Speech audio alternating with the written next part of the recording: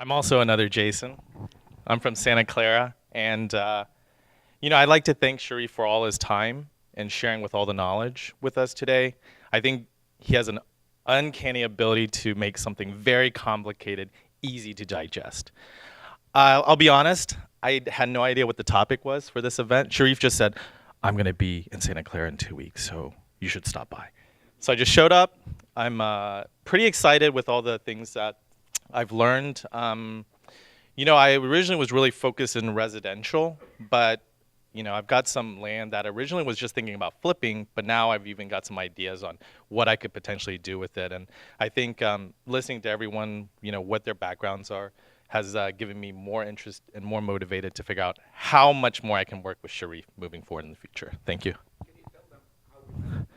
Yeah, we met at a coffee shop in Rivermark. It was he thought I was an SEC spy, but hopefully that's not videotaped.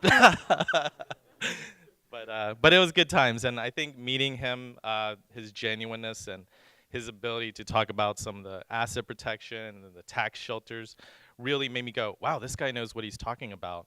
It sounds convincing. He's convinced me, so he's convinced me to fund or to invest in his fund. So that's kind of how we got to know each other. Thank you.